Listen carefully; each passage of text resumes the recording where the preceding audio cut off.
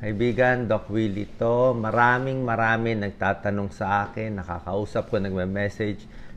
Natatakot sila, baka daw ma-stroke sila bigla. Marami sila nababalita, hindi lang sa news, sa mga kaibigan nila. Pabata kasi na pabata ngayon ang nai-stroke. Pwedeng may nagbara, may nagdugo sa ulo, konting headache lang. So, nakakataka. Dati, mga 60 years old na stroke. Ngayon, 40, 30, 20, parang worldwide siya. Bakit kaya? Tingnan natin yung mga factors. Tsaka paano, ano po warning signs na hindi na ordinary sakit ng ulo? Kasi lahat may sakit ng ulo eh. Paano natin malalaman kung stroke na pala siya? Okay? First, dapat alam yung history. Nasaan ba yung sakit? Yan ang itatanong ng doktor eh. Pag migraine, usually banda rito yung area, bandang harap. Tsaka humihilab. Humihilab yung migraine, parang tumitibok. Pag high blood ka, tumataas blood pressure mo dito sa likod, oh, tama to. Yan talaga sinasabi ng pasyente. Hindi lang batok hanggang dito. Parang mabigat, parang iba, parang hilo. May hilo to, high blood. Nagalit, may kaaway na high blood. Pag stress, parang may nakaipit na helmet na masikip. Parang may masikip na nakaipit dito. Kasi may muscle yung ulo natin eh. Ulo natin ba matigas, pero may muscle yan. May flat muscle yan. Pag na-stress tayo, dami iniisip, sumisikip yan, sasakit. Oo. Maraming cause ng headache. At syempre, yung pinaka-deadly, stroke. Diba? Mamaya, i-explain ko isa-isa yan. Mga siyam na dahilan niya ng headache. Pag stroke yung nagbabara, medyo masakit-sakit yan. O medyo mataas blood pressure, 140, 150, 160. At may headache din siya. Pero ang complaint nila headache, parang moderate lang minsan eh. Pag dumugo, yan o, dugo, sobra sakit ang ulo. Pag dugo, sobra sakit ang ulo and sobra taas ang blood pressure, 180, 200, ganyan yan. Dugo eh, putok eh. Pag aneurysm, ano, may tao, may lobo, may lumolobo, may abnormality, pumuputok ang aneurysm. Naglilik yan eh, unti-unti naglilik, kaya minsan may atake na sobrang sakit, baka pumutok yun. Tapos, konting sakit, baka humihilab lang siya. So, delikado to. So, kung konting putok, konting dugo lang, nag-blood clot agad, o di konting dugo, mabubuhay pa yung tao. Pero pag dumugo ng marami, 100 cc, 100 cc is kalahating baso. Pag kalahating baso nilabas na dugo, hindi na, ano yun, namamatay ang pasyente. Tuturo ko rin first aid mamaya. So, ayan po yung mga lugar. Meron ding sinusitis dito sa harap. May migraine, tinuturo ko. Tingnan na natin ha. Mga siyam na dahilan ng headache. Doon muna tayo sa easy. Sa common na hindi delikado. Ayan o, kaka-cellphone. Kaka-cellphone, kaka-computer ng bata. Mga kabataan ngayon, halos lahat daw may headache na. Lahat masakit na yung batok. Lahat nakagano. Paano nga? Cellphone. So, pag nakatungo lagi, sumasakit yung muscle. So, ang problema, hindi yung utak sa loob na pumutok. Dito lang yung muscle lang sa labas. Yung batok lang dito na sa likod. So, okay lang yan. Although makukuba ka, hindi rin maganda yan. Magkaka-nape pain ka, pwede rin sumikip dito. Maipit din yung cervical spine, hindi rin maganda. Kaya dapat diretso. Di ba? Meron tayong tips sa cellphone, nakataas. Di ba? Meron nakapatong. Pati computer. Tapos sandali lang, 15-30 minutes, lakad-lakad na. Para mawala yung stress sa leeg. Nape pain, minsan yung nerve na iipit. Yan, no? Delikado rin sa kotse, ha? Yung nagdadrive na bangga. Whiplash yun, no? Yung pag nabangga yung kotse, biglang gaganon, tapos gaganon yung ulo. Nababali yung ano, delikado. Si Christopher Reeve, yung nagplay ng Superman, di ba? Nakakabayo siya. Sumipa yung kabayo. Paghulog, natamaan yung ulo, naputol to. Paralyzed siya, whole body. Meron din namang headache na simple lang, kakatulog, stiff neck. Neck and head, para yan. Masyado mababa yung unan, masyado mataas yung unan, hindi okay. Kaya minsan masakit. Okay, so yan, masahe lang yan, minamassage. Nape pains. Ang delikado dito, kung may mga herniated disc dito. Meron namang headache. Ito, di baguhin mo lang unan mo, di ba? Tapos imamasahe lang dito. Pwede po imasahe dito sa likod. Walang problema dito sa ulo. Tuturuan ko kayo mamaya. Huwag lang dito sa harap. Huwag lang gagalawin yung carotid, yung pulso, ha? Bawal hawakan ng yung dalawang carotid ng sabay. Magkukulang ng dugo sa ulo. Number 3, men, headache na stress lang. Ito yung sinasabi kong tension headache. Ayan, no? Yan, ganyan-ganyan ang mukha nila, parang nakaband. Ayan, no? Exercise lang, mawawala itong mga shoulder shrug na tinuturo ko for tension headache. Kasi pag iniikot mo ang shoulder mo, ang lumuluwag yung neck eh. Yung neck talaga ang pinapaluwag mo. Hindi lang yung shoulder. Yung neck ang pinapaluwag mo. Yan, no? Tapos dito, chin tuck. Chin tuck. Chin binababa. Kasi ulo natin lagi nakaganon. I-chin tuck mo para umatras. Para umatras. Yan, chin tuck. Para hindi kuba. Kasi pa nakuba dito ang leeg, di ba? Pag tumanda, nakukuba, pangit po. Pati likod sasakit. Massage, tulog, ayusin yung computer table, hot and cold. Pwede rin naman hot and cold lagyan. Number 4, migraine. Medyo mas serious na migraine. Migraine, mas matinding headache talaga to. Talagang may oras, minsan sa regla, sumasabay. May cycle, may panahon, sobrang sakit ang ulo. Parang ayaw ng maliwanag. Minsan may nakakain kang nagkukos ng migraine. At in a small chance, rarely, siguro less than 1%. Baka less than 1% lang naman. Yung nagma-migraine, pwede tumuloy sa stroke. Higher risk sila sa stroke. Kasi nga parang nag-spasm yung mga ugat sa mga artery sa utak. Kaya minsan siguro kakahilab-hilab, baka magsara, ma-stroke. May gamot sa migraine. Punta sa neurologist. Pag umatake yung migraine, may ininom na gamot. Meron din mga maintenance para ma-prevent ang migraine. Huwag magpapapuyat. Huwag masyado iisipin ng problema. Lalo na walang pera, may kaaway, ikot na ikot yung ulo, nadidepress, bipolar disorder. Lahat yan nakakos ng headache. Pwede lumala. Ayaw natin ma-stroke. Kaya dapat easy lang.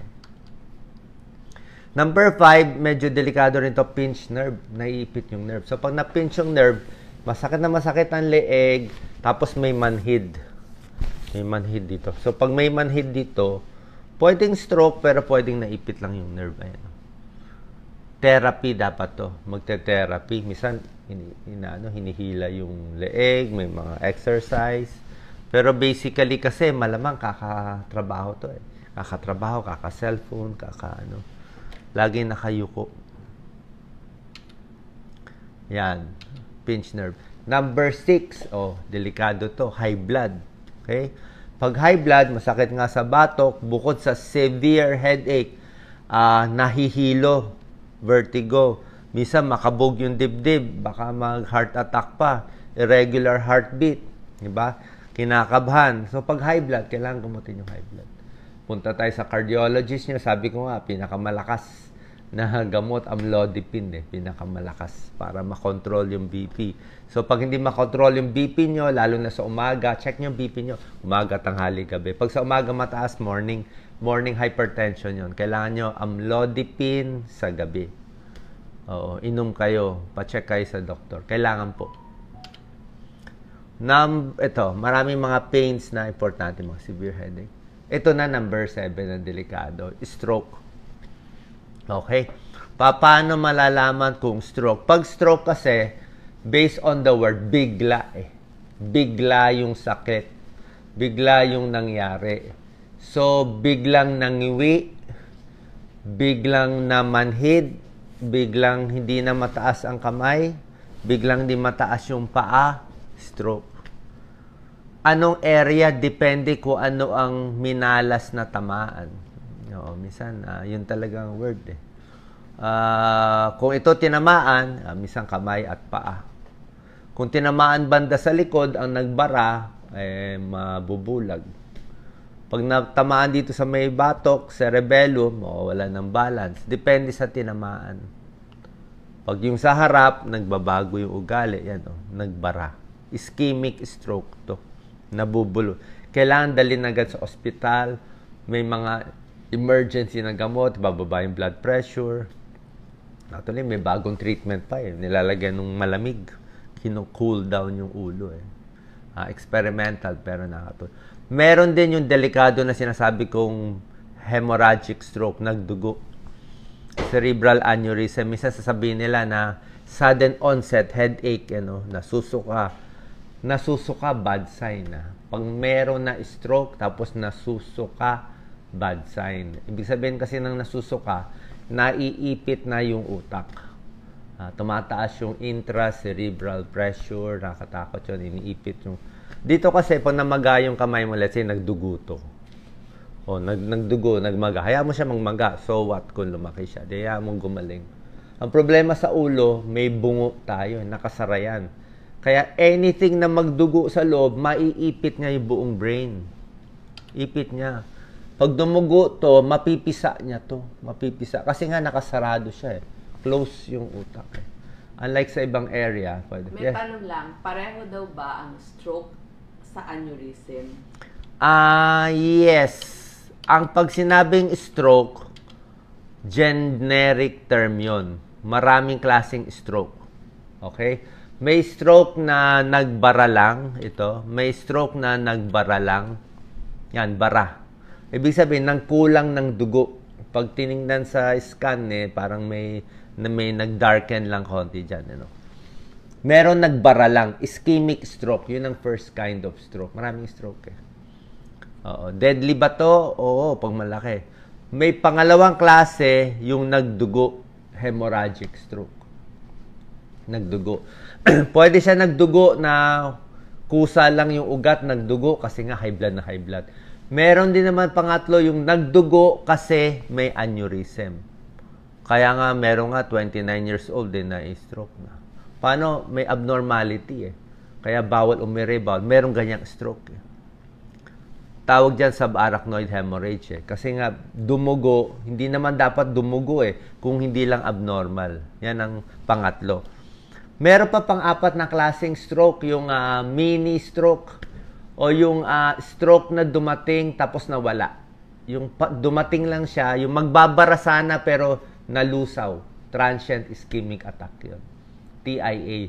May stroke pero nawala. Maganda yun. Meron pang isang klaseng stroke, pang-5, multi-infarct. Ang multi-infarct, tinatanong nyo eh. Ito sa mga matatanda. Maliliit na stroke. Maliliit lang na barado. Maliliit. Very small. Small.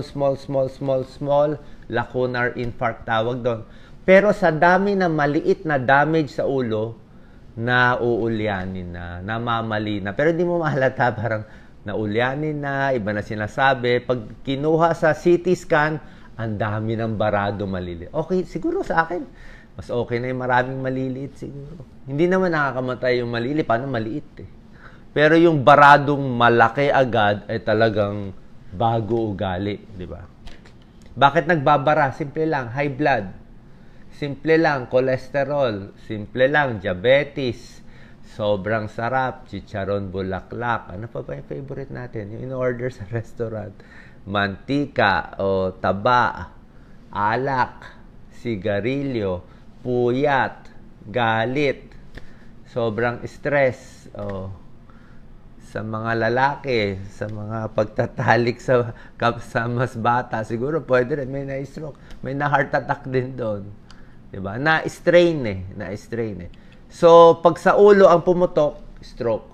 Pag sa puso nagbara, heart attack. Masakit ang dibdib. Pareho kasi silang ugat. Kaya minsan pareho nangyari ito. Aneurysm, biglang puputok ko. Pagputok ng aneurysm, severe headache o severe. Parang, actually, ang term is worst headache of your life eh. Minsan ganon. Pag sinabi, ito na yung pinakamasakit na sakit kong ulo, yun na yun. Yun na yun. Dali na agad. Okay? Lalo na pag nagsusuka. Okay? Lastly, ito, hindi ko nasulat dito, dapat number 10. May isang headache na delikado din, pero unti-unti, hulaan nyo kung ano to. Unti-unti yung headache na palala. January, medyo masakit. Nawala. February, mas masakit. March, mas masakit. April, pasakit. Pabalik-balik. Yun. Alam nyo na ano yun. That's a brain tumor. Brain cancer. Yun. Ibig sabihin, yung bukol, unti-unti lumalaki. So, brain tumor. Ganun yung pattern ng headache niya. Parang pataas ng pataas. Anyway, pag ganito, neurologist lang talaga sila magsasabi kung kailangan mag-CT scan o hindi, lalo na kung duda nyo, kung stress kayo, daming ginagawa, may lahi na na-stroke, yun po. Kaya easy lang. Sigarilyo, alak, tigil. Marami rin naman, syempre, coffee. Hindi, okay lang naman magkape. Walang problema. No, exercise regularly. Pag-control na yung blood pressure. Tulog. Kailangan tulog para bumaba BP. Breathing exercise, relax. Yoga, relaxation. Magmasyadong galit. Iwas sigarilyo, tobacco. Tobacco droga pala, mga ecstasy, cocaine, nakaka-stroke. Kasi biglang taas yung blood pressure. Shabu, nakataas ang blood pressure. So, biglang taas, hindi kaya ng utak, puputok siya. Nasobrahan ng taas ng presyon. Yung presyon, yung lakas ng pump ng puso. Tension headache, ito lang mga muscle. Sana tension headache lang. Ito yung muscle sa ulo. Kala nyo walang muscle. May muscle yan. Subukan nyo, mag-bite kayo. Mag-bite kayo, titigas to. So, may muscle yan. Minamassage dito, minamassage. Magpamassage kayo, relaxing. Kung gusto nyo acupressure, okay din yan. Dito sa ulo. Ito, Doc Lisa, pakita mo yan. Ayan, masahe. Napakasarap dito. Dito, sa likod. May iba sa kamay, sa paa. Okay lang yon. Okay? Sana po nakatulong tong video. Any questions? Basically, yan po. Yes, Doc. Maraming masakit daw ang ulo. Yung iba daw manhid yung ulo. Depende nga kung sa manhid Kung manhid, i-massage mo yung mga tinuturo ko sa inyong yung ganito, 'di ba? Tapos yung sinasabi ko sa neck, pag ganyan, hawakan to kung matigas. Kung matigas, lalo na itong mga shoulders natin. Kailangan dinudurog yan Ikaw, pwede mo pakita, Lisa, naka-duster ka lang. So, ganito. So, ginaganito siya, dinudurog siya. Tapos iniikot-ikot, ayan Manhid siya, ilakad-lakad mo, lumabas ka. Pag nawala, ay tension headache lang yun. Diba?